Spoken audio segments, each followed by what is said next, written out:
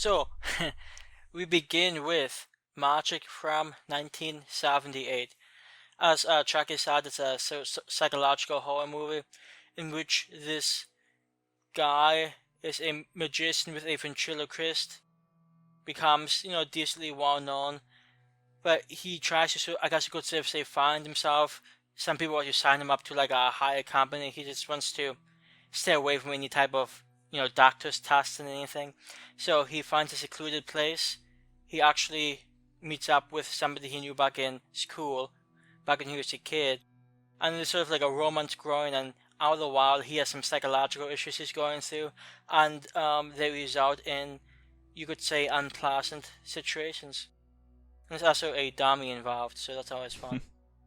So, Magic, if you just happen to come across it, read the plot, it might not sound like that impressive of a movie. I will mention it's almost a 2 hour movie, so there's certainly a lot of things going on in the story, but it's, a moderately simple time. What really, in my opinion, makes it work is Anthony Hopkins' performance. I think it's a fantastic performance. And I can't personally think of, I'm sure Anthony Hopkins has been doing movies for like years and years now, but this is the oldest movie I've seen with Hopkins in it, so that's sort of cool. It has a pretty strong story. When it gets to the I guess you could say more horror aspects, I think they're pretty good. They're not necessarily great, but I think what really drives this movie is the psychological torment that Hopkins goes through, and I think there's some scenes that really, really highlight that. I'm pretty sure I tried watching this a long time ago, but I don't know, never in the mood for it. So I'm going to consider this a first time watch for me, and I thought it was alright. It was sort of, it was definitely slow, which in my mind translated a little bit to boring, at least for the first half.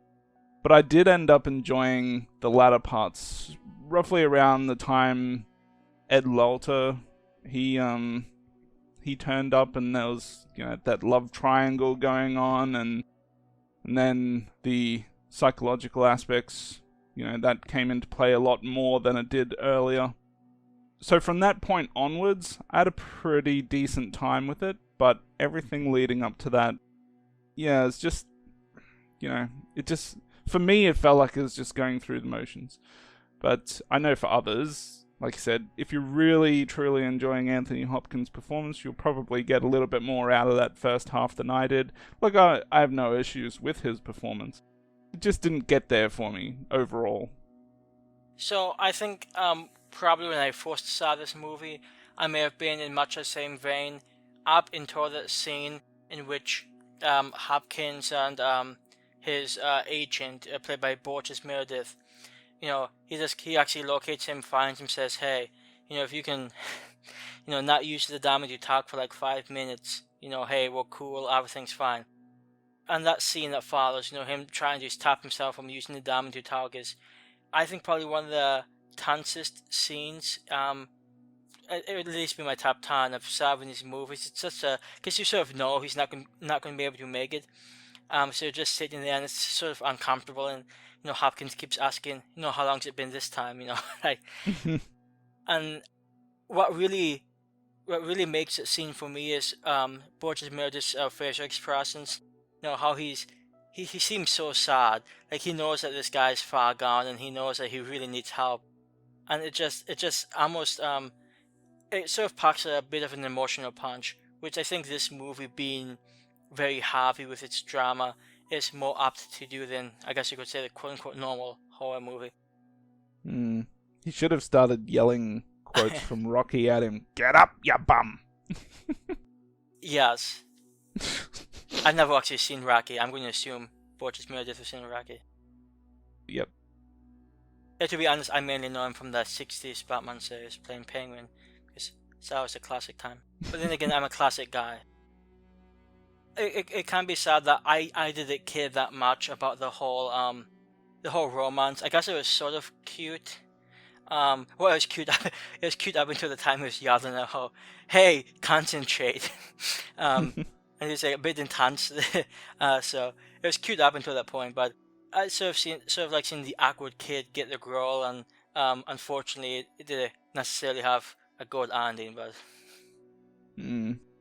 Well, it's funny, like, because it's got a dummy in it, I know sometimes it gets thrown around and compared to, like, other doll movies, like Chucky movies, and clearly it's not, anything the same.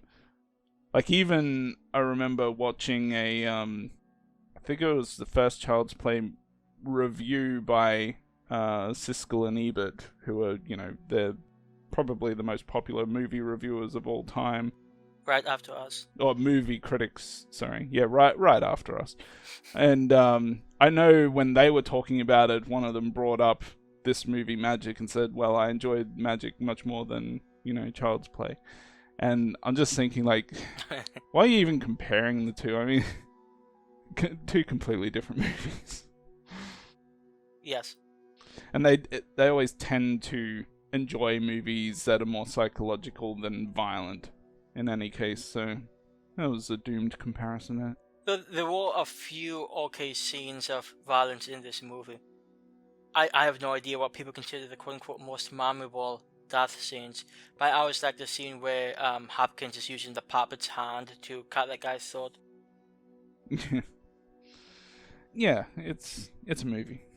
Well, I think what also really helps is just the amount of Hopkins' insanity, because he really, at least to me, he seems to really be acting like the puppet is a separate entity, and just I guess you can say back and forth between himself. When he has to go try to hide the body, for instance, in the lake. I mean, I don't know.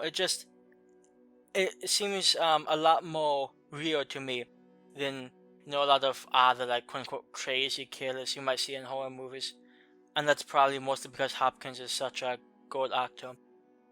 But I do think it helps bring the movie up to a quote unquote higher level. Yes. And it is certainly better than Carrie.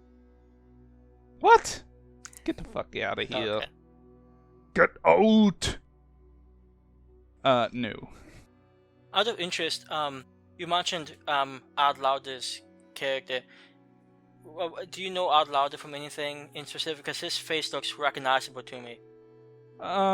Yeah, I've seen him in heaps of movies, but usually as, just supporting, well, just as a role player in movies. Like, he doesn't play the main characters usually. So, I remember him, he's been in some of the Death Wish movies, I believe, or at least one of them. I know I've seen him in that. To be honest, I wouldn't be able to, off the top of my head, remember everything I've seen him in, but I've definitely seen him in heaps of things. Oh, look, he was in Cujo. That's interesting. Yeah. He's got a recognizable face. Oh yeah, Revenge of the Nerds 2. Some true classic cinema right there. Raw Deal. Sorry, Raw Deal, which is an Arnold Schwarzenegger movie. Yeah. So yeah, Death Wish 3. Yeah. So yeah, definitely seen him in a lot of movies, but yeah, just as a smaller character role. Now, question of this movie being, if you were the woman, would you choose to go with Hopkins or Ad Lauder? Well, knowing what I know about Hopkins, that's a pretty simple choice for me. And even if I didn't know, I would probably still... You'd stick with Lauder? Yeah. He seemed like so. pretty intense at times. Pretty intense, but I think he had a decent suspicion about what was going on. Well, after you find a Rolls Royce, that sort of cuts down on possibilities. Yeah. Speaking of which, actually that fishing scene where both he and Hopkins go out in the small fishing boat, I think it's actually a pretty good scene too. It's decently intense. You see that Hopkins is just about to hit him, and then it's just, oh hey, a branch, and it's like Hopkins is like, oh hey, it's not the body, I'm cool. And then they happen to find the body, so that's always fun. So, Magic is a movie that I initially didn't necessarily love. I probably found it a bit on the sluggish side, and maybe to an extent it is. I'm not going to claim it's like a perfect 70s movie. There's certainly 70s movies I prefer to watch over this one. But I do think this is a pretty decent movie. And I think a lot of it is because of Anthony Hopkins. One other quick scene that I actually neglected to mention was the first scene with the puppet, where the guy goes, saying, "Hey, you have to check this guy out." And at first, it seems like he's, failing hard, and then it turns out he has the puppet. And I sort of like the guy. Oh, hey, this is pretty good actually. I sort of like seeing his impressed face light up, and it makes me feel good that hey, Hopkins has finally, I guess, quote unquote, made it after failing, a year before. So I think Magic is a pretty good movie. It's definitely not for everyone's taste. Like if you're like a Child's Play fan, Magic might not be my next recommended horror movie for you. But I do think it's decent, and I would certainly recommend giving it a try at some point. So I'm going to give this one an 8 out of 10. Yeah. Like I said earlier, it's a movie where the first half was pretty slow and uninteresting to me, and then the second half picked up. So I just find it tough to, like, if I wanted to rewatch this, I'm going to have to go through that first hour to watch that second hour. And who knows, maybe when I watch it again, I have an easier time watching it. But for now, Magic didn't have enough magic for me. I see what you did. It wasn't as magical as a movie titled Magic could be. Oh god, stop. I'm going to look. So basically, that first half of the movie, I was thinking, it's kind of like around a 5 or a 6, and then the second half was around a 7 or an 8. So I'm tossing up between a 6 and a 7 here.